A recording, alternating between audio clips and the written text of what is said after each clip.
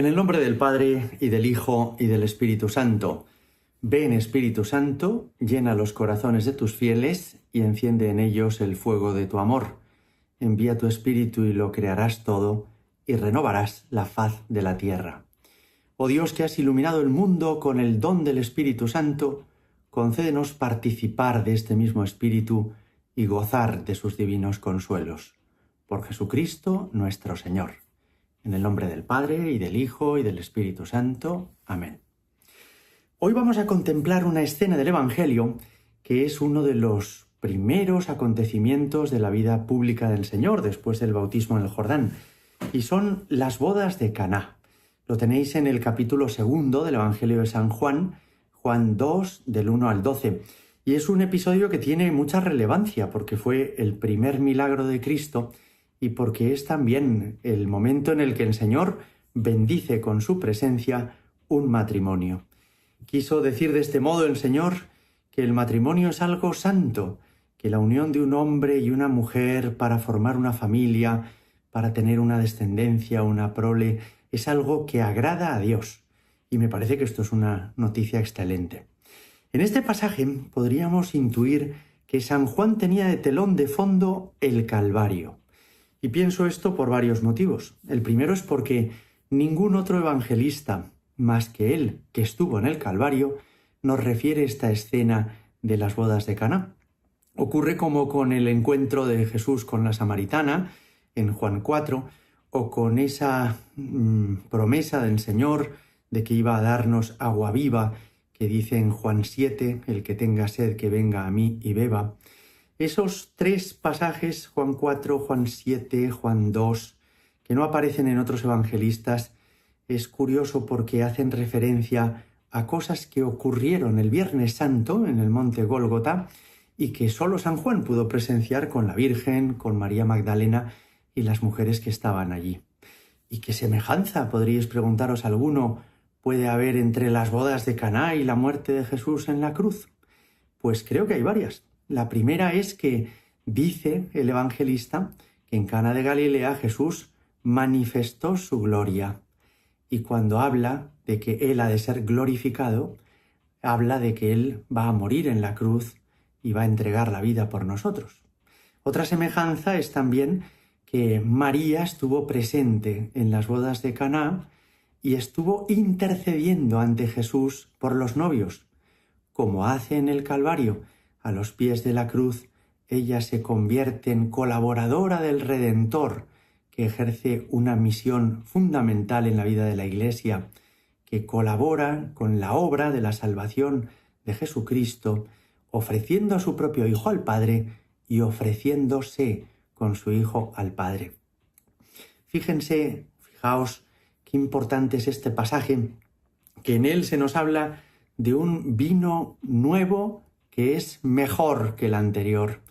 Y en el fondo quizá está adelantando el misterio de la sangre de Cristo que se derramará por nosotros en el Calvario y que va a ser bebida que nos purifique y que nos salve en el sacramento de la Eucaristía. Pues bien, vamos allí, vamos con este pasaje.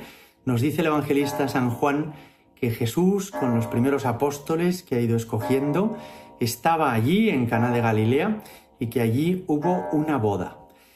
Juan recuerda que está María, también como dándonos a entender que desde el inicio de su vida como apóstol, que desde el principio de su vocación, María Santísima estuvo presente, como lo está también en nuestra propia vida. Uno puede recorrer su vida con agradecimiento y reconocer cómo en nuestra infancia, juventud, en nuestra vida ya de adultos, María ha estado siempre a nuestro lado. Jesús le ha pedido que nos proteja y que nos cuide, ¿no? Como veis, estos signos que San Juan subraya no los inventó este evangelista, sino que ocurrieron y él los captó. Él se dio cuenta de la semejanza que había entre cosas que había vivido en la vida pública de Cristo y las cosas de las que él había sido testigo a los pies de la cruz, ¿no? Por ejemplo, cuando le dice a la samaritana, si supieras quién te pide de beber, le pedirías tú a él y Él te daría un agua que calma tu sed. Jesús estaba ya prometiéndole a esta mujer de Samaria el agua que iba a brotar de su costado abierto el Viernes Santo.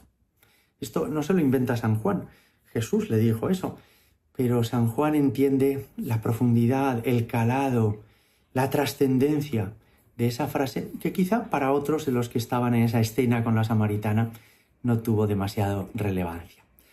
Bien, pues nos dice el evangelista que en esa boda faltó el vino. Hoy en día en cualquier boda hay muchos refrescos y hay también no uno sino varios vinos. Hay vino blanco, hay vino tinto y después se celebran los postres con cava o con champán. Pero en aquella época el agua era la bebida ordinaria, el vino era la bebida para los momentos más relevantes, para los momentos más significativos, para las fiestas. Que faltara el vino en una boda significa que lo que tenía ese convite, ese banquete de fiesta, se había terminado. De modo que continuaría la celebración de la boda como si fuera un día cualquiera. De manera que, como veis, el que se acabe el vino no es simplemente un hecho anecdótico, sino que probablemente los anfitriones de esa boda pensaron que con el vino se iba a terminar la alegría, se iba a terminar la felicidad, que se iba a acabar la fiesta. La Virgen se da cuenta de este hecho.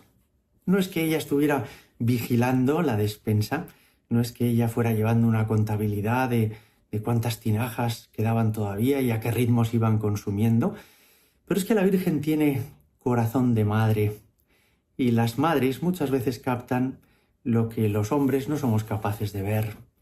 Quizá ella se dio cuenta de que los camareros iban rápidamente y nerviosos de un lado para otro. Quizá ella vio que los padres de los novios estaban sudando, llevándose las manos a la cabeza, diciendo: vaya, hemos calculado mal, esto va a terminar fatal. La Virgen no es que vigile, pero se da cuenta. Y ella, sin que nadie se lo pida, intercede ante Jesús, anticipando, como antes os decía, su misión en la redención. Yo creo que es muy importante esto, de que la Virgen interceda ante Jesús, porque nos ayuda a comprender que la intercesión es algo con lo que Jesucristo cuenta.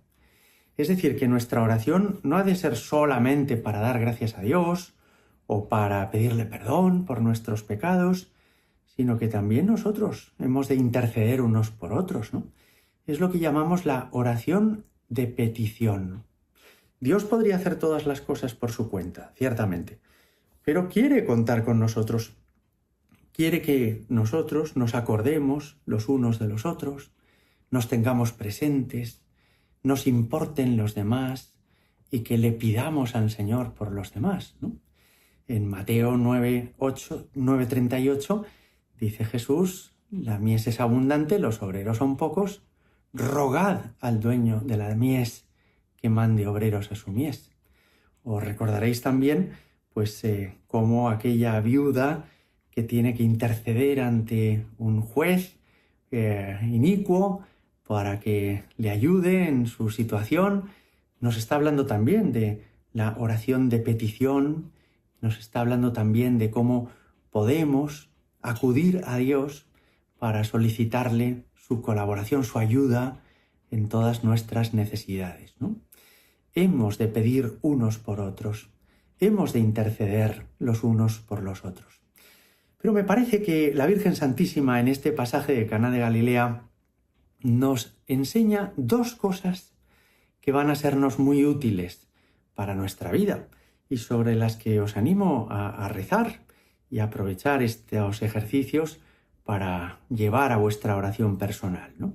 En primer lugar, me parece que la Virgen es modelo de oración, como ahora trataré de explicar, ¿no? Y en segundo lugar, creo que la Virgen nos enseña también a aprender obediencia en este pasaje. Vamos por partes. Primero, María es modelo de oración. ¿Y por qué digo esto? Pues porque ella nos enseña cómo hemos de dirigirnos a Jesús. Si os fijáis, cuando ella se acerca a Jesús, le dice simplemente: no les queda vino. De modo que la Santísima Virgen no manda a Jesús, no le da instrucciones, no le dice lo que tiene que hacer, no le dice, oye, mira, hay este problema, tú ahora lo que tienes que hacer es esto y esto y esto, y yo te lo pido y yo te lo mando, y no le habla de este modo. Así nos enseña a orar. Nuestra oración no puede ser darle instrucciones a Dios. ¿Quiénes somos nosotros para decirle a Dios, tienes que curar a esta, a este consíguele un trabajo y a estos otros a ver si les dan la hipoteca? Oye, que Dios no está a nuestro servicio, que no es Él el que se tenga que plegar a nuestros deseos, sino nosotros los que en el Padre Nuestro decimos, hágase tu voluntad. Entonces, ¿cómo vamos a ayudarnos unos a otros con la oración? Pues volvamos a María. María le dice a Jesús, no les queda vino. ¿Y con esto qué está ella queriéndole decir a Jesús? Lo que ella le está diciendo es, hijo, tu madre sufre por ver sufrir a estos. Ella lo que está haciendo es abrir su corazón, de modo que Jesús, al asomarse en el corazón de su madre, capte el dolor que para su madre produce esta situación de los novios. Así nos enseña a orar, porque esta es la mejor manera de interceder unos por otros. Lo primero, que llevemos a los demás en el corazón, es decir, que nos importen, que ver a una persona pasar por un sufrimiento, que ver a una familia que atraviesa una dificultad económica, que ver que alguien ha perdido a su padre y está viviendo un duelo, no nos deje indiferentes, sino que eso nos afecte, nos llegue muy dentro, que llevemos dentro a la gente en nuestro corazón, de modo que al presentarnos ante el Señor, Él pueda ver cuánto nos afecta, cuánto nos importa, cuánto nos duele ver a los demás sufrir. Creo que nos da esta clave para aprender a orar, ¿no? Así que la fuerza de la intercesión de María, como vemos, no está en que ella le dé instrucciones a Jesús, no lo hace. Ni tampoco simplemente en que ella le presente una lista de necesidades. Tienes que hacer esto, o fíjate, existe este problema y este otro y este otro. No, tampoco es simplemente que ella presente las necesidades, sino que presenta su corazón afectado por esto. Ella expresa la herida de su corazón, el deseo de su corazón. Y esto tiene mucha importancia porque a veces, es verdad, nos dirigimos a Dios y hacemos peticiones solo con los labios, pero no con el corazón. ¿Verdad que ocurre muchas veces en misa que sale alguien a hacer las peticiones, toma un libro, abre en la página que toca y empieza a hacer unas peticiones a las que no atendemos, pero a cada una de ellas dice, roguemos al Señor, y todos decimos, te rogamos, óyenos? Si al terminar las peticiones de la misa te preguntara el sacerdote, oye, ¿qué hemos pedido hoy a Dios? Seguramente muchos tendríamos que reconocer, pues no me acuerdo, la verdad, o no he prestado atención. Claro, podemos entender que si nosotros mismos no ponemos el corazón en lo que le pedimos a Dios, ¿cómo vamos a esperar que Dios atienda nuestras súplicas? María es maestra de oración porque nos enseña a querer a la gente y a orar por ellos desde el corazón. De modo que cada oración que le dirijamos a Dios por otros sea el resultado de nuestro afecto a esas personas y de nuestra confianza en el poder de Dios. Fijaos que es también precioso que la Virgen no emplea muchas palabras en pedirle a Jesús que ayude a los novios. Jesús dice en otro pasaje del Evangelio, cuando oréis, no utilicéis muchas palabras, como los fariseos, que hacen largas oraciones, discursos, plegarias, ¿no? No necesitamos muchas palabras. La Virgen simplemente dijo, no les queda vino. Seguramente acompañó esto con un gesto de preocupación, de dolor, y le hizo ver a su hijo que esa situación de los novios a ella le hacía sufrir, que esto a ella le preocupaba, ¿no? Y bastó ese gesto y estas 4 palabras no les queda vino para que Jesús se pusiera en marcha. María, maestra de oración, maestra de oración. Hemos de llevar a la gente en el corazón y de esa forma hemos de abrir el corazón ante el Señor y que Él vea nuestro dolor. Jesús muchas veces ayuda a otros en atención a tu dolor, porque tú eres su amigo, porque tú rezas, porque tú eres hijo de la Iglesia, porque tú eres hijo de Dios. Y por eso cuando te ve sufrir a ti por el dolor de otros, Jesús ayuda a esos otros porque te quiere a ti. Por eso es tan importante que queramos a los demás y que se lo presentemos al Señor. La oración de petición, la oración de intercesión. La respuesta del Señor puede resultaros a alguno un poco chocante, porque le dice a la Virgen: ¿qué hay entre tú y yo, mujer? Parece como que Jesús le está dando un corte, ¿verdad? Y yo creo que no hay que entenderlo así. Hay 3 pasajes en el Evangelio en los que Jesús lo que hace es marcar la distancia con su familia carnal. Es decir, Jesús, que había vivido sometido a María y a José en Nazaret. Jesús, que dice el Evangelio que cuando era niño bajó a Nazaret y siguió bajo su autoridad. Sin embargo, al iniciar la vida pública, comienza a ser dependiente solo de Dios Padre. De modo que ya no va a dormir a casa de la Virgen y que entiende que ya ha comenzado la misión que el Padre le ha confiado de predicar, de hacer milagros, de recorrer los pueblos, que ya no vive bajo la autoridad de su familia. También el Señor quiere expresar que no va a tener favoritismos con los que son de su pueblo, esto se lo hace ver claramente a los de Nazaret en la sinagoga, o con los familiares más cercanos, los primos, los tíos, sino que Él ha venido a traer una salvación universal, ¿no? Así me parece es como hay que entender estos pasajes, ¿no?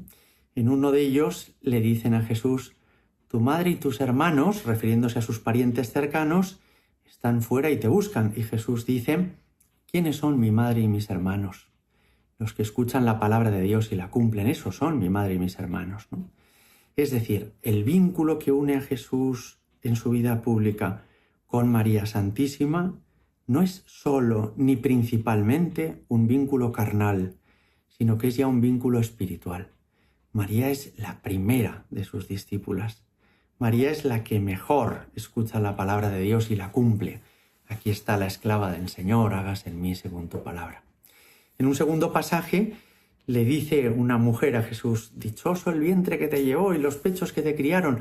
Y Jesús dice también: mejor, dichoso el que escucha la palabra de Dios y la cumple. Es decir, está diciendo Jesús, el mérito mayor de mi madre no es simplemente haberme dado a luz o haberme criado. El mérito mayor de mi madre es que es la que mejor me entiende, la que más me quiere, la que escucha mi palabra, la que hace la voluntad de Dios. Bueno, pues igual, en este tercer pasaje, cuando Jesús le dice a la Virgen: ¿qué hay entre tú y yo, mujer? Todavía no ha llegado mi hora. Lo que está diciendo es: madre, será a partir de mi muerte en la cruz, cuando tú, que estarás a los pies de esa cruz, intercederás por todos los hombres. Pero la Virgen, que entiende esto, no sé si totalmente, pero al menos parcialmente, no se disgusta, no riña a Jesús, no le dice: oye, así no se le habla a una madre. No, sino que María Santísima comprende que efectivamente Jesús tiene un plan que le ha trazado el Padre, que su intervención, la de María, vendrá cuando Dios Padre desee, y en lugar de disgustarse, lo que ella hace es acercarse a los camareros. Y a los camareros les da una instrucción muy bonita y muy sencilla. Y es que, señalando a Jesús, les dice: ¿veis a ese señor? Haced todo lo que Él os diga. Es María maestra de obediencia. Y también en este detalle nos vamos a fijar, porque María no sabe cómo va a resolver Jesús este asunto del vino, de la boda. Lo que sí que sabe es que para que lo pueda arreglar, hace falta que los camareros obedezcan a Jesús. La Santísima Virgen es maestra de obediencia. Nos enseña a obedecer a Jesús. Y nos enseña a obedecer a Jesús en la historia, que es su cuerpo místico, es la Iglesia. Cuando una persona es verdaderamente devota de la Virgen, se convierte en alguien que hace la voluntad de Dios, que procura agradarle en todo, no ofenderle, no disgustarle, y procura esta persona también vivir con una gran docilidad en la vida de la Iglesia. Esto es un signo muy claro de la verdadera devoción a la Virgen. Si una persona dijera, mi casa es un santuario, lo tengo lleno de estampitas, de imágenes, aquello parece una ermita, pero nunca hace caso a lo que dice el Santo Padre, o nunca hace caso o obedece a las disposiciones del magisterio de la Iglesia, o es un feligrés rebelde en su parroquia, siempre tiene que llevar la contraria, o no le importa nada a su obispo, de quien tal vez ni siquiera sepa ni cómo se llama, no es tan devota esa persona a la Virgen, porque la Virgen, cuando la queremos, nos enseña a ser como es ella, y ella es la esclava del Señor. Una persona muy devota, de veras, de la Virgen, es una persona que se va haciendo muy obediente, muy dócil a lo que el Señor desea de él o de ella y a lo que el Señor le va mostrando a través de su cuerpo en la historia, que es la Iglesia. Pues bien, lo que vino después debió de ser un poco cómico, porque imaginaos la escena. Un salón grande, mucha gente celebrando la boda. El vino parece que empieza a escasear, pero todavía la mayor parte de la gente no se ha dado cuenta. Y entonces está Jesús, quizá con algunos de los apóstoles, departiendo, o con otros matrimonios o familias, y en esto que se le acerca una hilera de camareros, 4, 5, 6, a Jesús, y le dicen, buenas tardes, dirían, Señor, díganos, ¿qué tenemos que hacer? Y Jesús se quedaría sorprendido. ¿Quién? ¿Yo? ¿Qué tenéis que hacer? No sé, yo soy un invitado a esta boda. Yo no soy el anfitrión, el padre del novio es aquel señor y los padres de la novia son estos otros. Y los camareros le dirían, no, es que nos ha mandado una mujer que vengamos a hacer lo que usted nos diga. Y Jesús diría, lo que yo os diga, pero ¿de qué mujer estamos hablando? Y los camareros señalarían a la Virgen, pues aquella, la que está allí al fondo, en la esquina aquella del salón, esta es la mujer que nos ha dicho que vengamos con usted, ¿no? Y Jesús miraría, reconocería a la Virgen y diría, anda que... Pero tampoco Jesús se enfada, sino que con mucha sencillez acepta que su madre sea tan buena, que a su madre le duela la situación de estos novios y de sus familias, y por eso les da instrucciones a los camareros. Les dice, de acuerdo, pues llenad las tinajas de agua. En realidad lo que faltaba no era agua, era vino. Y algún camarero listillo le podría haber dicho, no, usted no ha entendido lo que ocurre. Aquí no falta agua, no vamos a llenar las tinajas de agua. Aquí lo que falta es vino. Pero no dice el Evangelio que ningún camarero respondiera de ese modo. Quizá es que los camareros recuerdan lo que les ha dicho la Virgen. Haced todo lo que Él os diga. Y tal vez alguno de ellos le preguntó a su compañero, ¿ha dicho que pongamos agua? Y el otro le diría, sí, ha dicho que pongamos agua. ¿Y qué hacemos? Tío, pues pon agua, yo qué sé. Ha dicho que pongamos agua, nos han dicho que le hagamos caso, pues ya está. Y ni cortos ni perezosos, sin perder ni un instante, llevan esas tinajas a ser llenadas de agua. Quizá alguno de ellos pensó por dentro, me parece que esto que estamos haciendo es absurdo, porque en realidad lo que nos falta es vino y estamos llenando de agua las tinajas y agua sobra. Teníamos la fuente allí cerca, ¿no? Pero como están obedeciendo, va a ocurrir el milagro en la vida de la Iglesia, cuando cada uno hacemos lo que tenemos que hacer, cuando somos dóciles a lo que se nos pide, a lo que nuestros pastores nos aconsejan, nos recomiendan, suceden milagros. A veces no ocurren más milagros porque cada uno nos empeñamos en hacer lo que a nosotros se nos ocurre, lo que nos gusta más, lo que nos parece mejor, y entonces, pues claro, queda limitada la eficacia a nuestra astucia o a nuestra inteligencia, que por cierto es bastante pobre. En cambio, cuando hacemos lo que Dios quiere, lo que Dios nos pide, lo que el Papa nos ha aconsejado, lo que el obispo nos recomienda, aunque uno tenga a veces la impresión de que está echando agua en las tinajas, la obediencia hace que el Señor actúe y haga milagros. María, que nos ha enseñado a orar, también nos enseña a obedecer. Y ya lo que pasó después, lo conocéis todos muy bien. Llenan las tinajas de agua. Jesús les dice, ahora llevádselas al maestresala. Y éste prueba el vino de las tinajas y dice, oye, esto es una maravilla. Y le sorprende, porque normalmente ponían el vino bueno al principio y cuando la gente llevaba ya varias copas, les metían de garrafón. Pero en esta boda ha ocurrido al revés. Y es que comenzaron con un vino bueno y terminan con un vino formidable. Y entonces van a felicitar a la familia del novio. La verdad es que esta escena también es simpática y un poco cómica porque me imagino que cuando llegara el maestresala y le dijera al novio o al padre de los novios, oye, enhorabuena, habéis guardado el vino bueno para el final. Estos se mirarían como diciendo, ¿de qué está hablando? No tenemos ni idea de qué ha pasado.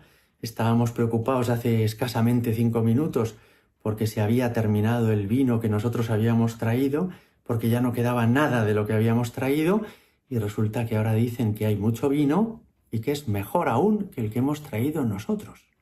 Menuda sorpresa. También menuda sorpresa porque se llevan una felicitación que en realidad no se merecen. Es decir, estos novios, que son muy buenos y muy majos, pero no son los autores de ese vino del final. Y sin embargo es a ellos a los que felicitan y les dicen, habéis guardado el vino bueno para el final. Y ellos dirían, sí, gracias, pensando, yo no tengo ningún mérito en esto. Me estoy llevando aplausos y palmaditas por algo de lo que no tengo ni idea de cómo ha sucedido. También esto es una lección preciosa para nosotros. Muchas veces en la vida de la Iglesia te llevas palmaditas, felicitaciones, aplausos por cosas en las que tú no has tenido ningún mérito. Y es bueno que nos demos cuenta de esto, ¿no? A los sacerdotes nos ocurre que te dice una persona, yo le debo a usted muchísimo porque tuve mi conversión en un campamento en el que estaba usted de sacerdote, y tú dices, pues enhorabuena, pero tú sabes que no hiciste nada especial por esa persona en ese campamento. Es más, no recuerdas ni cómo se llama, y tampoco recuerdas a lo mejor los detalles de aquel campamento. Es que Dios intervino en ese campamento. Es que Jesucristo tocó el corazón de esa persona con motivo de aquella actividad apostólica, ¿no? Y es precioso caer en la cuenta de esto.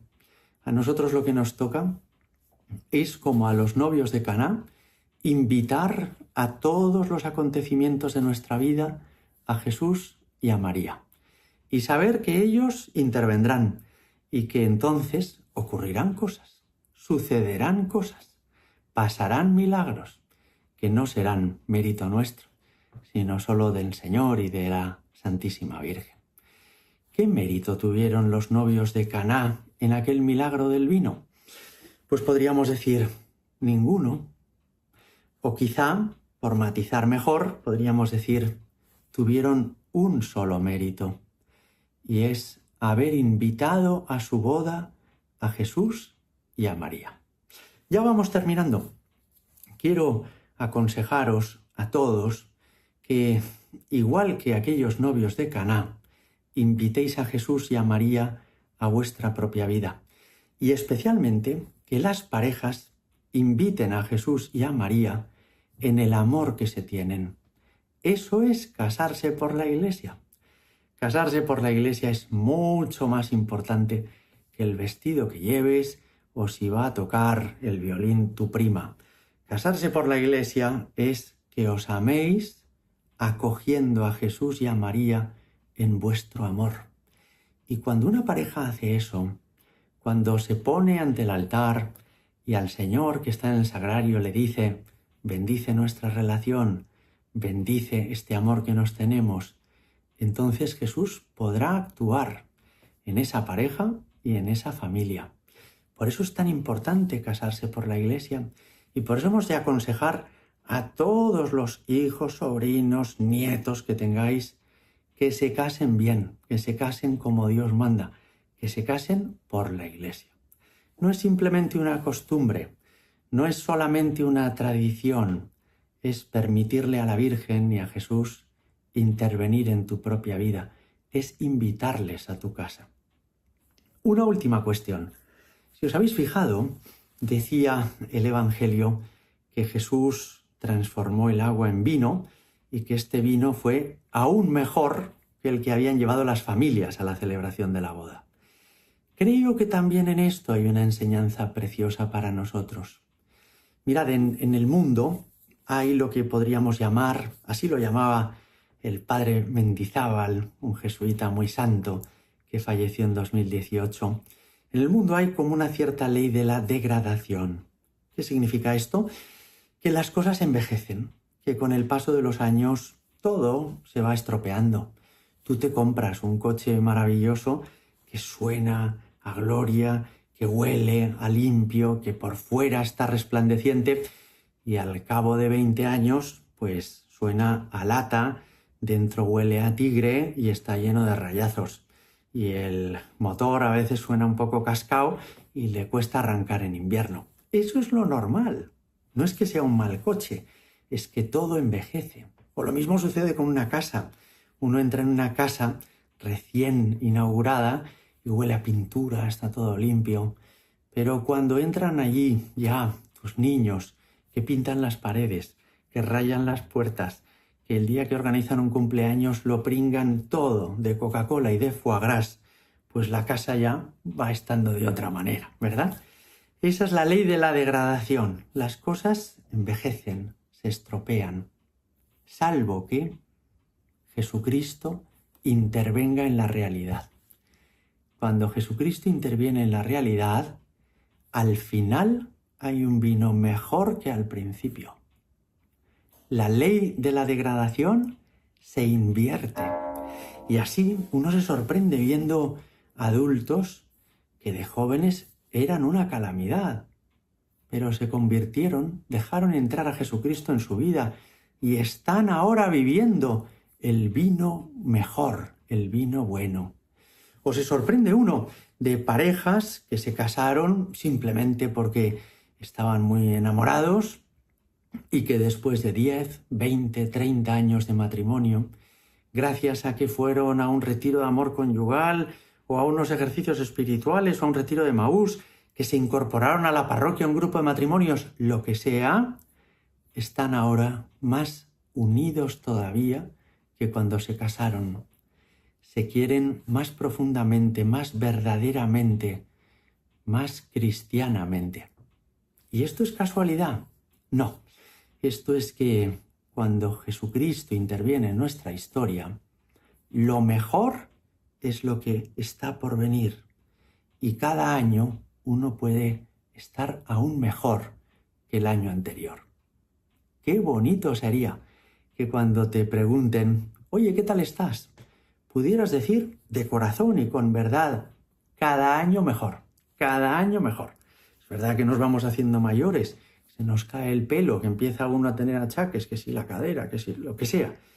Pero interiormente, espiritualmente, con la ayuda de Dios, cada año mejor. Pues bien, damos gracias a Dios por este pasaje que hemos meditado y le pedimos a la Virgen que ella, que es maestra de oración, y Maestra de obediencia, nos ayude a ir siendo cada vez más parecidos a ella. Ella es nuestra Madre, y el que a los suyos parece, honra merece. Gloria al Padre, y al Hijo, y al Espíritu Santo, como era en el principio, ahora y siempre, y por los siglos de los siglos. Amén.